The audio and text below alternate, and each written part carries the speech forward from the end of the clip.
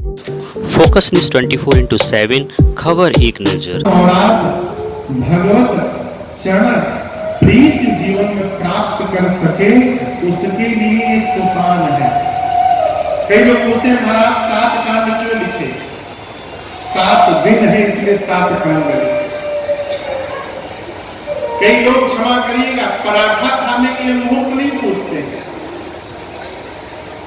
कई लोग तो 5 बजे 6 बजे बिना नहाए दवाई शुरू हो जाते हैं। बहुत पहले एक बार मैं हरियाणा गया सोनीपत, एक घर में रुका तो सुबह सुबह 6 बजे निकलना था हरिद्वार, तो ब्रश लेकर ऊपर से नीचे उतरा, ब्रश पेस्ट लेके नहाने के लिए।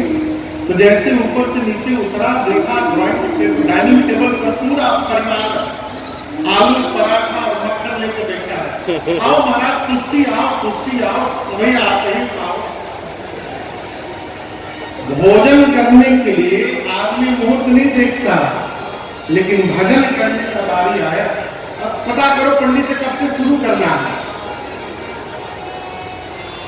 गोस्वामी जी ने 7 कांड इसलिए लिखे कि 7 दिन है। जिस प्रकार 7 दिन है उसी प्रकार 7 कांड है। तुमको जब पढ़ने का मन करे रविवार, मंगलवार, सोमवार मत देखिए, जिस दिन मन करे उसी दिन से प्रारंभ हो जाइए। ये कथा आपका कल्याण करके। कई लोग पूछते महाराज कितना पढ़ना चाहिए? जितना मन करे। कब पढ़ना चाहिए? जब मन करे। खाने के पहले पढ़ना चाहिए, खाने के बाद बिल्कुल पढ़ना चाहिए, ऑफिस में वहां भी पढ़ना चाहिए, बेड के ऊपर बैठकर अवश्य पढ़ना चाहिए, लेटकर पढ़ते पढ़ते सो जाना चाहिए। एक व्यक्ति ने हमसे कहा महाराज बाथरूम के भीतर भगवान का नाम नहीं लेना चाहिए। क्यों? तो बाथरूम के भीतर बताइए कोई भगवान का नाम लेता है? कहीं बाथरूम में प्राण चला जाए हो तो? जिस प्रकार श्वास हर स्थान पर लिया जा सकता है और हम लेते हैं, उसी प्रकार जीवन की हर स्थिति परिस्थिति में भगवत नाम का स्मरण बना रहे, यही सार्थक जीवन है। प्रातः स्मरण पूज्य बिंदु गोस्वामी जी कहते हैं, अरे हरि बोल मेरी रसना। कब नहीं, घड़ी घड़ी हरि बोल मेरी रसना। तू व्यर्थ बिताती है क्यों जीवन, तू व्यर्थ बिताती है क्यों जीवन। इस मुख मंदिर में अरे पड़ी हरि बोल मेरी रसना। घड़ी हरि बोल मेरी रसना। घड़ी हरि बोल मेरी रसना। व्यर्थ बिताती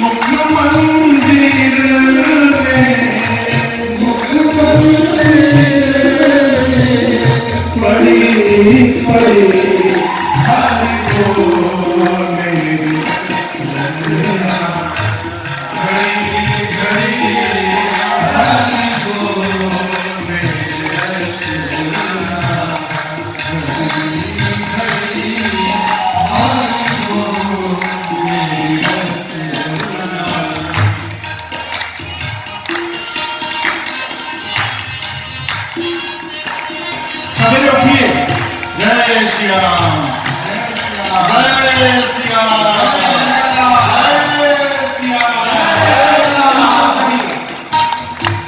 जाग उठे तेरी ध्वनि सुन कर, जाग उठे तेरी ध्वनि सुन कर।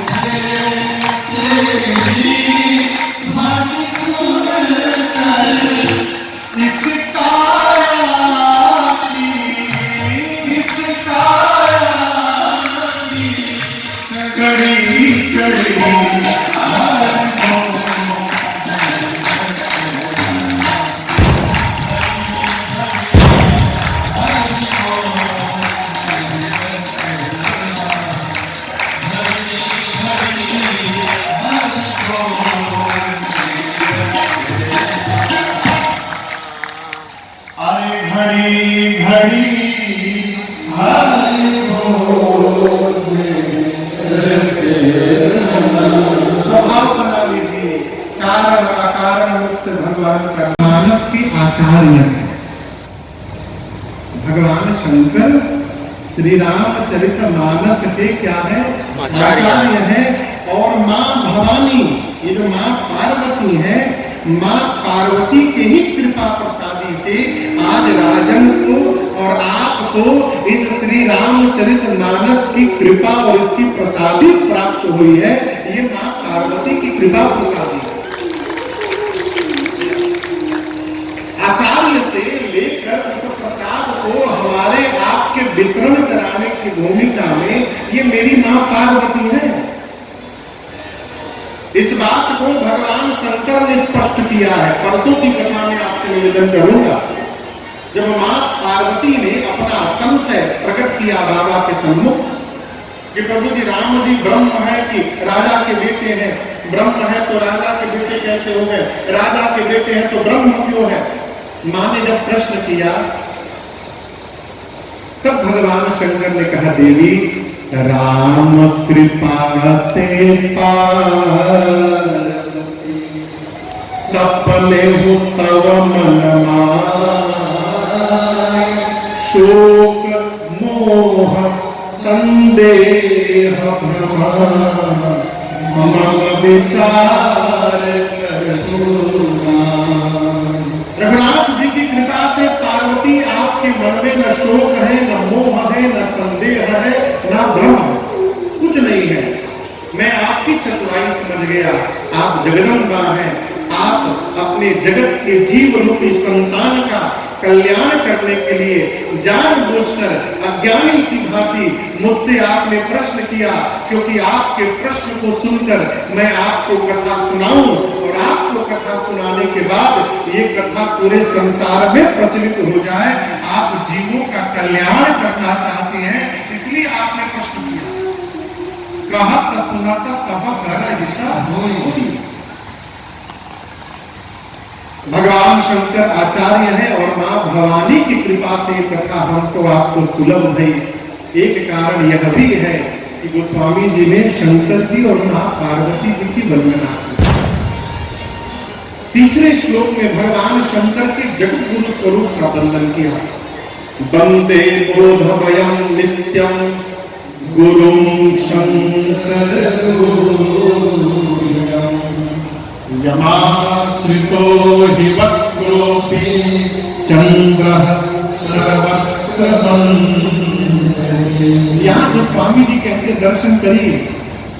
अच्छा आप बताओ, जो आदमी रोज अपन चेहरा बदले वो आदमी कैसा है?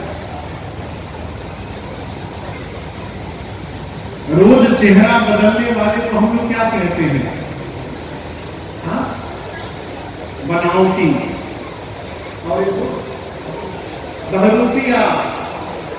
जो आदमी रोज चेहरा बदले उस आदमी पर भरोसा करना चाहिए?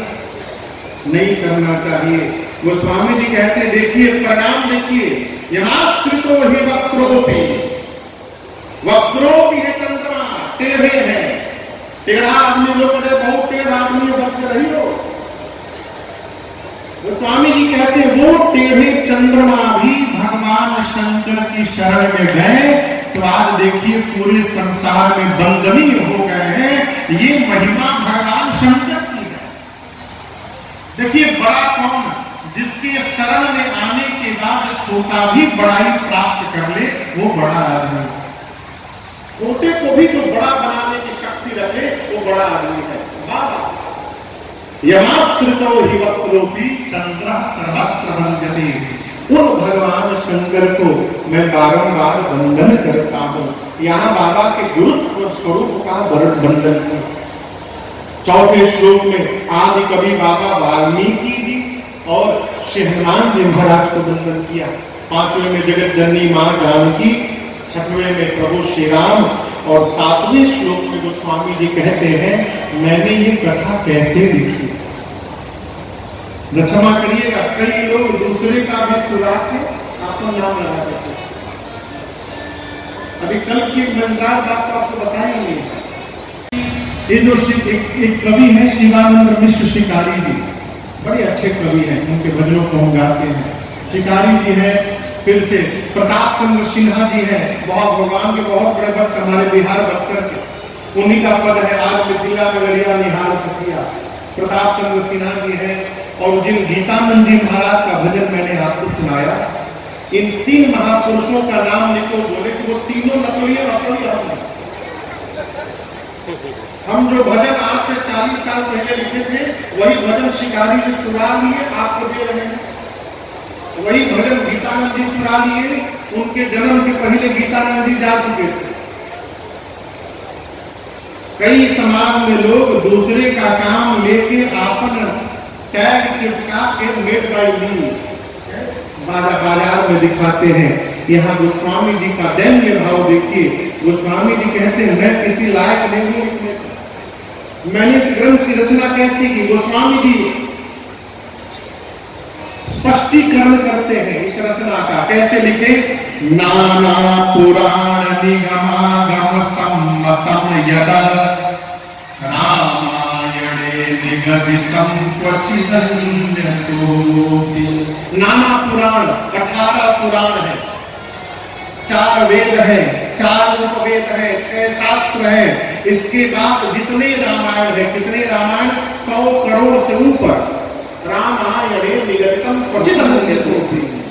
गोस्वामी जी कहते हैं मैंने सभी सदग्रंथों को गुरुदेव के मुख से, मुनियों के मुख से श्रवण किया, और श्रवण करने के बाद मेरे अनुसार जो इनका सार निकला, उस सार को निचोड़कर मैंने स्वांतः सुखाय तुलसी रघुनाथ गाथा भाषा निबंधवति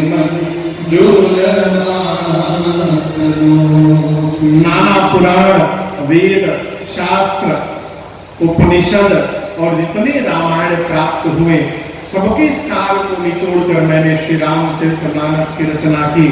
इस सिद्धांत के अनुसार यदि हम और आप श्री रामचरितमानस को यदि पढ़ने का स्वभाव बना ले, तो गोस्वामी जी कहते हैं समस्त ग्रंथों के पढ़ने का फल हमको और आपको स्वतः प्राप्त हो जाएगा जीवन में, इसमें कोई संशय नहीं।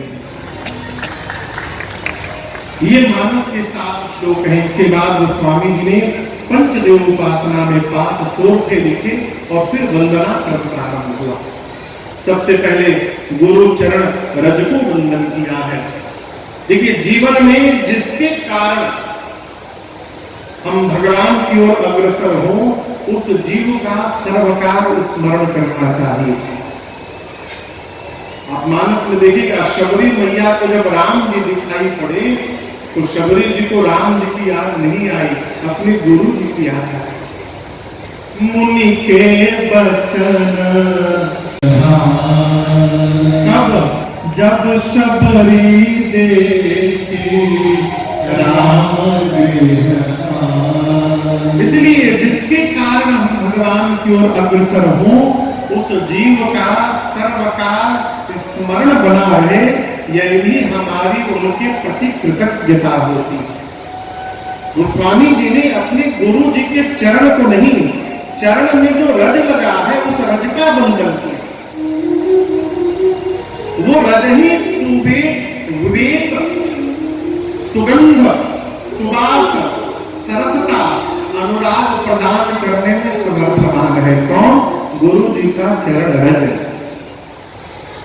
इसके बाद गोस्वामी जी ने ब्राह्मणों की वंदना की, संत समाज की वंदना की।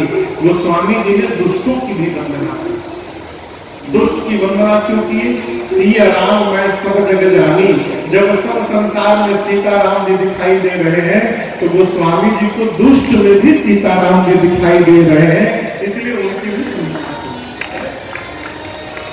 इसके बाद गोस्वामी जी ने भगवान के परिकर समाज की वंदना की, और अंत में भगवान के नाम की वंदना की। कलिकाल में भगवान से अधिक महत्व भगवान के नाम का है।